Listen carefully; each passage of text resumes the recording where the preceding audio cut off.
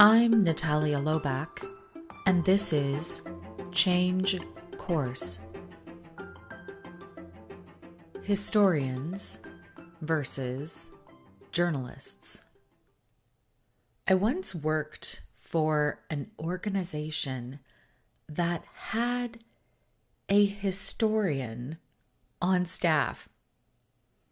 And this historian was responsible for maintaining the archives of the organization that dated back over, I think it was about 200 years, chronicling the history of the profession in the country. What was so interesting about this is that the position of the historian, having that position in an organization and having an archive and a records department that maintained the official story about the organization, and more importantly, about the profession and those who were considered prominent, important, and those events that were considered important in history, shows how valuable history and having the correct story was important to this organization and their function. One of the things that I found incredibly illuminating about this was that history was steeped throughout the organization as well. You couldn't turn a corner in the office, in the head office of this organization, without being confronted with the history and the prominence and the important contributions to society that its members had made. So I'll probably give it away by telling you a little bit about one of the specific things that highlighted this relationship. So on the top floor of the organization was the reception area, as well as a number of meeting spaces, which were used for the members of the organization or the employees of the organization like myself, but also doubled as a conference space for the broader organization and membership to use. And in this space, each of the meeting rooms were named after a prominent member of the organization. So, as a very specific example, there were 5 meeting rooms, and 2 of the meeting rooms were named after a pair of physicians who made the discovery of insulin.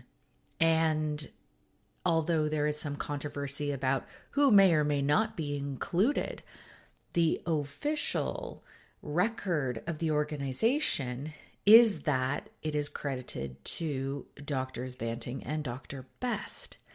And what's interesting is that the meeting room that was named after Drs. Banting and Best was actually a multifunction room. So you could divide in the middle and have just the room named after Dr. Banting, and the other side was just the room named after Dr. Best. So you could have one or the other or both combined. And I thought that was quite an interesting demonstration or example of how history was applied and had an impact on the culture, the physical environment, and the way that things were architected and organized within that organization. What was challenging about this culture was that it was one that was impervious to change. The organization spent a lot of time looking backwards at history. History was seen as something that had present day significance in almost every aspect of the organization's operations. You could also see this in how prominent the position of historian and the archives were to the organization, and how this history was often called upon and used in different ways. And so, as we must always remember, history is written by the conquerors, by the winners, by the ones who hold the pen. And so, the organization, by maintaining this long history of the profession and of the organization itself, made itself out to be the undisputed authority on issues historical for the organization and for the profession. In an environment where the external power structures and circumstances are often changing, for example, changes in government, changes in people who are in charge of building the relationships and negotiating agreements with this organization it's a game of musical chairs. The people in those positions are always changing. And so the memory of the organization and the significance of its contributions and the contributions of its members is forgotten. It's not maintained. And so, by virtue of the fact that the organization invests in this, they become the de facto authority, the historian. When we talk about change in this organization, there is incredible knowledge and record keeping around how things have been in the past. And often this was looked at to chart the course and create that map for the future. And where this started to get difficult was as not just the external circumstances, but as the circumstances of the world changed, as modernization was knocking at the door for internal systems, process, practice. This was seen as a threat because of this strong influence of history. And so that is why one of the elements of connected change is history. And this experience that I had really helped me understand how powerful a tool history is and how powerful a tool historical record is, in that after a certain amount of time has passed, there are few people left to dispute that record. There are few people left to challenge it. And so when we look at change, it's very important to confront history, whether that history is an oral history, an understood history, how people talk about or share insights and experiences about the organization, or in this case, very specifically, what is the recorded history of the organization? What is that record that we are working with? History, when we look back on history with a different lens, things start perhaps to look a little bit different. The world has certainly changed in the last 100 years, and even more incredibly in the last 3. And so history, while it's important to remember where we came from and how we got here, when we're talking about change, we're not talking about changing the past, we're talking about changing the future. And so thinking about history as a record that looks into the past, we need to be focusing on what is the future that we seek to bring about, what is that vision, and how are we making it happen. Connecting it to history is important because it helps ground us. It helps connect that vision to the roots and the values. But if we spend too much time looking at history, it can impede us from progress towards that future. As for journalists, journalists have a very different focus. Their focus really is to report and document what is happening in the now, in the present moment. What is occurring that needs to be recorded and communicated? And so journalism is really a tool of the present. And I'm not talking about things like investigative journalism or, looking at, blends of journalism and research. I'm really talking about what is happening. What is happening? Just finding a way to unemotionally and factually report what is happening and communicating that to others. There is a value of transparency of journalism that is incredible.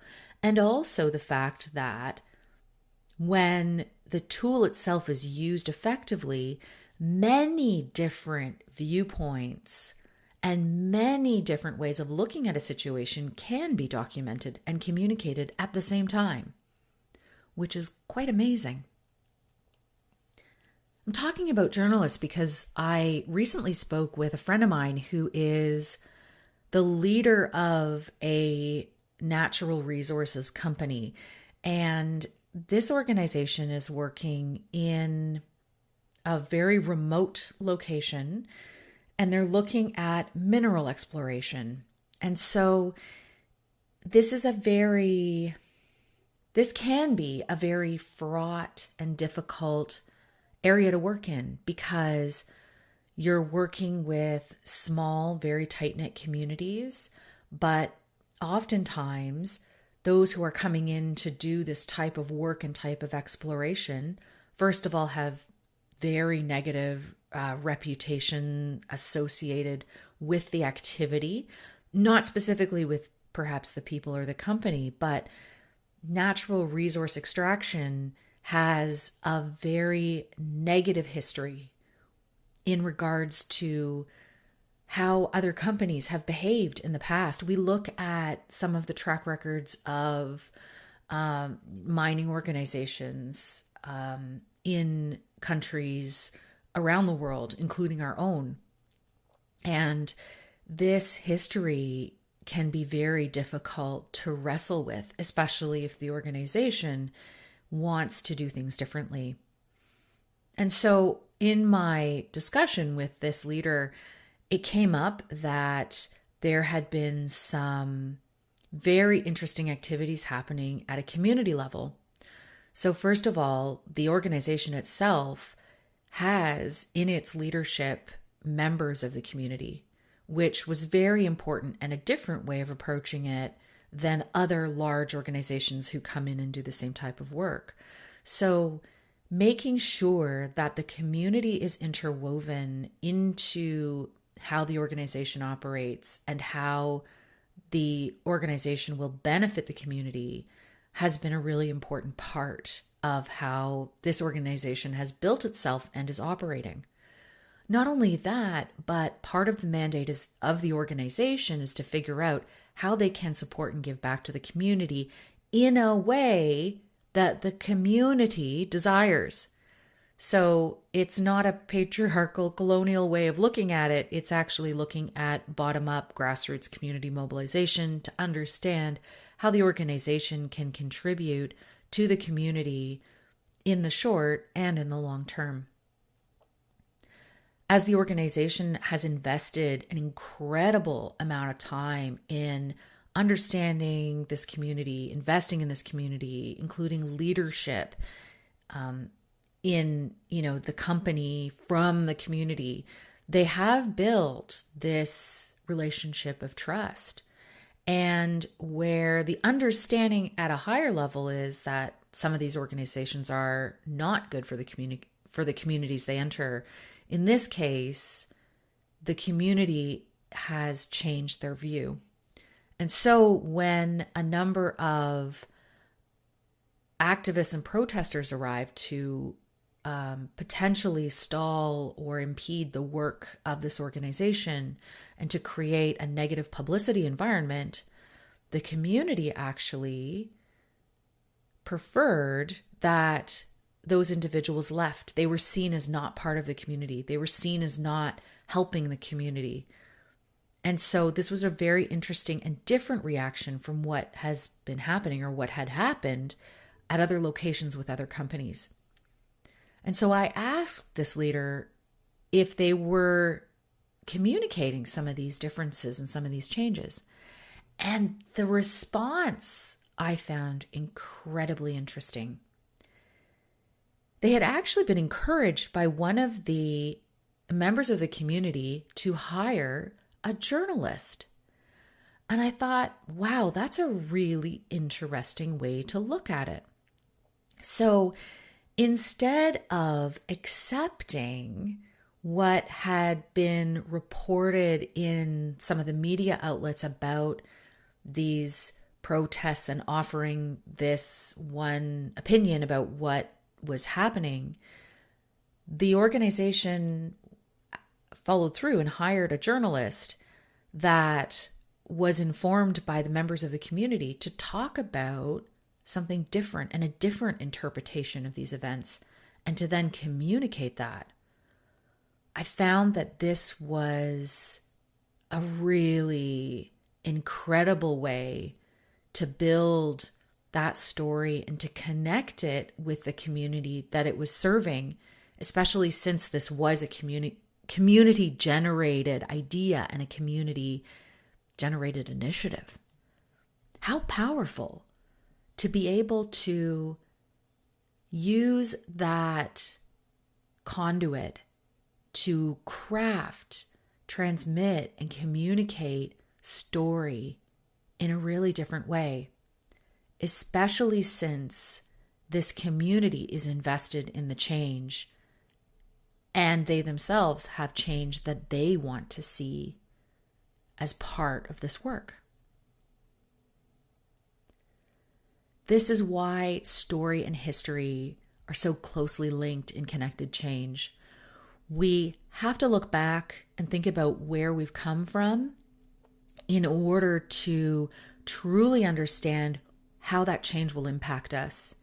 And thinking about history and retelling history is really important to link the past with the future that we seek to bring about.